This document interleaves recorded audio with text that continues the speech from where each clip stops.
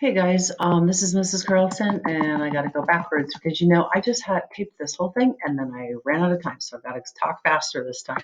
So this is my Chapter 8 review on civil liberties, and basically civil liberties are the rights all of us have that the government can't take away. Right now, this is kind of a hot button issue because of the COVID-19, where people's rights have been restricted, and so some people are starting to push back against that a little bit. We started first by talking about Edward Snowden and is it freedom of speech to share documents that you think are important for everybody to know about, or is it treason if some of those documents might hurt national security? The anti-federalists, were the group of people that really wanted the Bill of Rights to be included in the original Constitution because they thought that if those rights weren't there, the government would try to take them away. But they didn't actually happen at the beginning. They actually got added on later, but they are important. Here's the basic Bill of Rights, freedoms and civil rights that we have. Basically, number one is kind of one of the most important ones that we talk about a lot. Same with number two. Number three is not as relevant today. 4 through 8 are basically about crimes and your rights in a crime or a trial.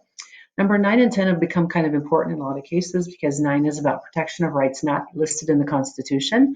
So you could use that in your FRQ for your foundational documents, your second piece of evidence if you wanted something. Same with 10, powers not given to the federal government are given to the states. We talked about the idea of selective incorporation, where the Supreme Court has tried to basically do a lot of court cases that deal with a lot of these first 10 amendments to try to set a precedent or make some kind of decisions so people know what they are. You could use any of these court cases that we're going to review as second pieces of evidence in your FRQ number 1. So that's why we're going to kind of cover some of those. So the first area we looked at in our book was religion and freedom of religion. There's two main terms that come up that you might be able to use: establishment clause, meaning protection against the government requiring a citizen to join a religion. So that lets people that don't want to have a religion not have to worry about it. And then the people that do have a religion and want to practice it have the free exercise clause, where you do get to practice and exercise your religious beliefs. Two cases that dealt with religion that we talked about were Engel versus Vitalia, which was prayer in public schools cannot be required, and Wisconsin versus Yoder, where Amish kids did not have to go to school after the 8th grade because they felt like it infringed on their way of life. We talked about freedom of expression and what can you express and what can you not express. One of the ones we talked about was Schenck versus US, where people wanted to pass out anti-war leaflets during World War I, and that created the clear and present danger test, meaning you have to take the context. If we're in the middle of a war, there's certain things you can't do if it's going to create more problems.